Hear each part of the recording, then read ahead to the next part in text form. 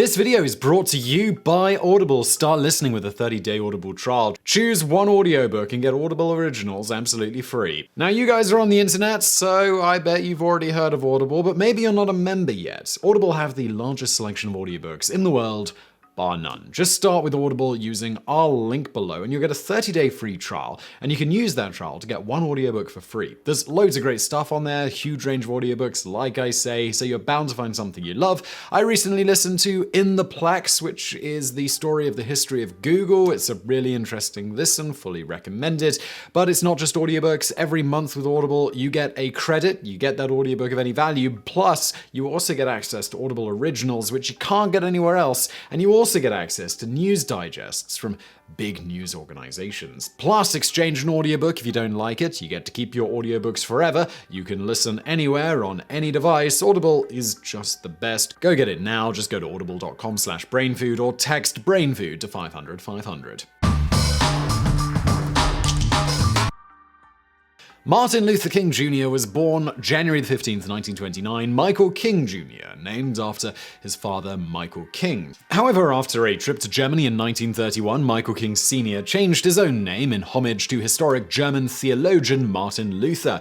Jr. was 2 years old at the time, and King Sr. made the decision to change his son's name to Martin Luther as well, to once again match his own. Going back to his schooling and what he ultimately became a doctor of, he began his formal education in Atlanta, Georgia at the Yonge Street Elementary School and later attended the David T. Howard Elementary School. As a young man, he went to the Atlanta University Laboratory School and finished his secondary education at Booker T. Washington High School. Skipping both the 9th and 12th grades, Dr. King never formally graduated high school, instead enrolling in Morehouse College in Atlanta after his junior year of high school, still just a budding teen. King graduated from Morehouse in 1948 at the age of 19 with a BA in sociology. Interestingly, he almost didn't become a minister. After graduating from college, he still had serious doubts about Christianity and the Bible and told his father, who was a Baptist minister, as his grandfather had also been, that he didn't want to be a minister and instead was considering becoming a medical doctor or a lawyer. However, he later decided that the Bible had many profound truths which one cannot escape and chose to become a minister, entering seminary at Crozier Theological Seminary in Pennsylvania, where he not only earned a Bachelor of Divinity in 1951,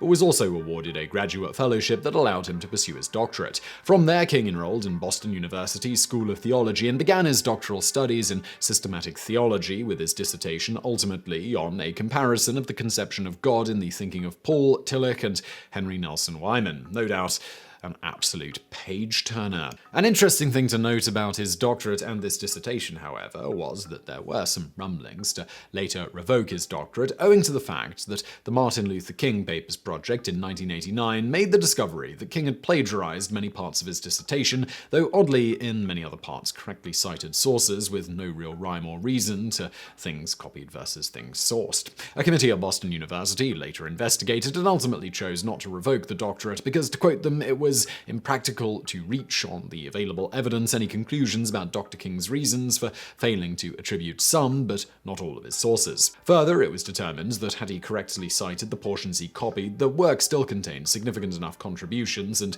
would have been worthy of the doctorate. Whatever was the deal with that, shortly after graduating, the now Reverend Doctor began his civil rights work with the Montgomery bus boycott, December 5th, 1955 to December 20th, 1956, where Black Americans, taking a page out of Gandhi's book, peacefully refused to ride the Alabama city's buses until they were integrated. As everybody knows, Dr. King organized and participated in countless other acts of nonviolent protest over the next decade, but perhaps his greatest contribution to the cause of civil rights came through his fiery rhetoric that stirred action, something he saw as a minister's noble duty. Who is it that is supposed to articulate the longings and aspirations of the people more than the preacher? Somewhere the preacher must have a kind of fire shut up in his bones, and whenever injustice is around, he must tell it. Somehow the preacher must be an Amos, who said, "When God speaks, who can prophecy?" On this note, although Dr. King today is often remembered as being an amazing public speaker, he got a C in public speaking during his first year at seminary. This likely isn't because he was actually bad at public speaking at that point.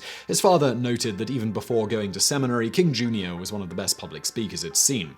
Whatever caused his professor to give him a C by his final year, King had straight A's and was the valedictorian of his class and the student body president. Anyway, moving on to other fun Martin Luther King Jr. facts. His future contributions to the TV world were almost not to be, as at the age of 12 he seems to have tried to commit suicide. It was May of 1941 when his grandmother passed away after a heart attack. At the time of this event, King Jr. was off disobeying his parents by going to watch a parade when they told him not to. When he came home and learned his grandmother had died, he was so upset that he went upstairs and jumped from the second-story window of the house. Luckily for the world, he survived the fall. Speaking of brushes with death, King was nearly assassinated a decade earlier than his actual death. While on a book tour signing copies of his book Stride Toward Freedom on September 20th, 1958, King was approached by Azolaware Curry, who asked him if he was Martin Luther King Jr. When he said he was, she said, "I've been looking for you for 5 years." She then pulled out a letter opener and stabbed him in the chest. It took 3 full hours to remove the blade. The reason? Well, the sharp point end of the blade was pressing against his aorta, and the doctors had to be extremely careful while removing it because of this. The doctor, Dr. Maynard, told him after, "If you had sneezed during all those hours of waiting, your aorta would have been punctured and you would have drowned in your own blood." On top of this incident, his house was once bombed. This was during the aforementioned Montgomery bus boycott. As for his actual death, King wasn't the only one to die at the Lorraine Motel in Memphis on April 4th, 1968. After he was killed, one of the hotel workers, Lorraine Bailey, who was also the wife of the motel owner and who it was named after, upon seeing King get shot, had a heart attack and later died from this. This was partially why there was such a delay in getting an ambulance, as Lorraine was also the switchboard operator, and so when Reverend Samuel Keyes attempted to call an ambulance using the phone in the motel room, nobody was at the switchboard to make it happen. In Reverend Carl's own words, "I ran into the room and picked up the phone to call an operator or to call an ambulance, but the operator had left the switchboard. There was nobody on the switchboard. I was saying, 'Answer the phone, answer the phone, answer the phone,' and there was nobody on the switchboard. So the phone was not answered. I learned later that the operator had gone out into the courtyard to watch Dr. King. When she saw what happened, she had a heart attack. She was the motel owner's wife, and she died subsequently. The police were coming in, guns drawn, and I hollered to the police, 'Call an ambulance on your police radio. Dr. King has been shot.' They said, 'Where did the shot come from?' While waiting for the ambulance to come, I took a spread from one of the beds and covered him from his neck down. I cannot tell you the feelings I had seeing my friend there on that balcony bleeding to death. Finally, the ambulance came and took him away." As to why Dr. King was out on the balcony at that moment, he was simply having a smoke. While you'll be hard-pressed to find a picture of him smoking, he smoked regularly, though he had a habit of hiding this partially due to the stigma within the church at the time, but also because he didn't want his kids to take up smoking, and so he didn't like pictures of himself doing it, nor did he like to smoke when they were around. According to Reverend Carls, after King was shot, but before he was taken away by the ambulance, Carls removed the package of cigarettes from King's pocket and got rid of the cigarette butt, partially to attempt to hide the fact that King was smoking at the time he was shot. Incidentally, just as tragically as his own shortened life, his mother, Alberta Williams King, was also murdered. 6 years after her son's death, she was killed while attending church in Atlanta in 1974 by a 23-year-old man, Marcus Wayne Chenals, who believed to quote, "All Christians are my enemies." He shot and killed her while she was playing organ at the church. On a more light-hearted note, when Martin Luther King Jr. married Coretta Scott, the couple's honeymoon was spent not on a sunny beach somewhere, but rather at a funeral parlor. Not because someone died, simply because a friend owns the parlor and offered to let them use it for their honeymoon. Moving on from there, if you, like pretty much every woman-loving individual in the history of ever, had the hots for Lieutenant Uhura as a budding teen watching Star Trek, you have King to thank for Nichelle Nichols sticking with the role after the first season. Nichols stated King told her not to leave the show because she was not only playing a black person as a main character on TV, but she was also playing a character that didn't conform to the normal stereotypical black person of the day on TV. Rather, Uhura was portrayed as an intelligent member of the crew and an equal to those around her.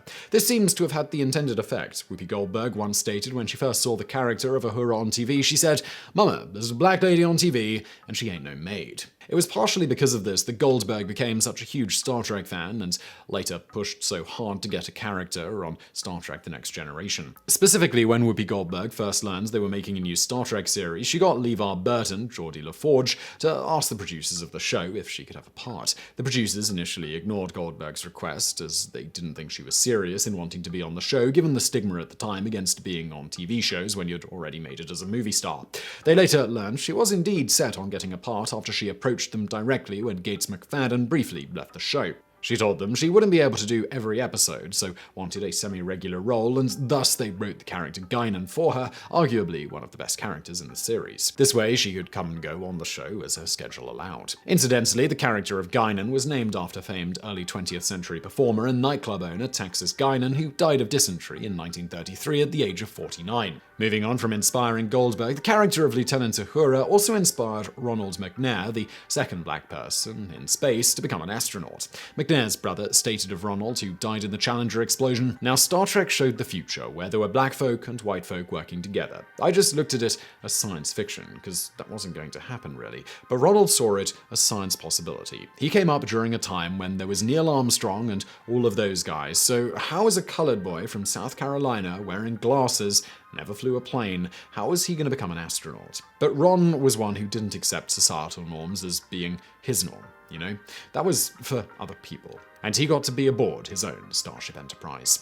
Going back to Dr. King, beyond his more well-known Nobel Peace Prize, which he won in 1964 at the age of 35, at the time the youngest person overall to win a Peace Prize, King also won a Grammy and was awarded a Congressional Gold Medal and a Medal of Freedom. The Medal of Freedom and the Gold Medal, that makes sense, but how on earth did he win a Grammy? Well, he won it in 1971 for Best Spoken Word Album for Why I Oppose the War in Vietnam. Moving on to arguably one of the most famous speeches in history, his I Have a Dream speech painted an even bigger target than ever on his back, not just with certain people in the general public, but with the FBI. There was a memo circulated throughout FBI offices after the speech. It read, "In the light of King's powerful demagogic speech yesterday, he stands head and shoulders over all other Negro leaders put together when it comes to influencing great masses of Negroes. We must mark him now, if we have not done so before, as the most dangerous Negro of the future in this nation, from the standpoint of communism, the Negro, and national security." The FBI later alleged King was supposedly having numerous affairs and sent him various anonymous letters stating things such as, "You are a colossal fraud and an evil, vicious one at that," and threatening to blackmail him. In another anonymous letter, supposedly from the FBI, they stated, "The American public, the church organizations that you have been helping, Protestants, Catholics, and Jews, will know you for what you are, an evil beast. So will others who have backed you. You are done. King, there is only one thing left for you to do. You know what it is. You have just 34 days in which to do," this exact number has been selected for a specific reason, it has definite practical significance. "You are done. There is but one way out for you. You better take it before your filthy, fraudulent self is bared to the nation."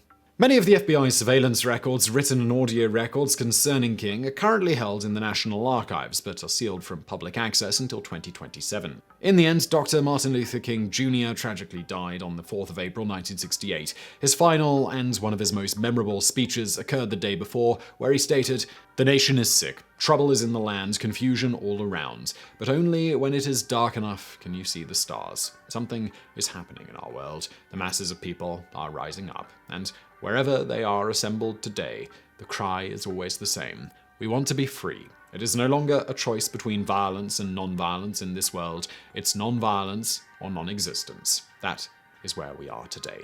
All we say to America is be true to what you said on paper. If I lived in China or even Russia or any totalitarian country, maybe I could understand some of these illegal injunctions. Maybe I could understand the denial of certain basic First Amendment privileges because they hadn't committed themselves to that over there. But somewhere I read of the freedom of assembly. Somewhere I read of the freedom of speech. Somewhere I read of the freedom of the press. Somewhere I read that the greatness of America is the right to protest for right.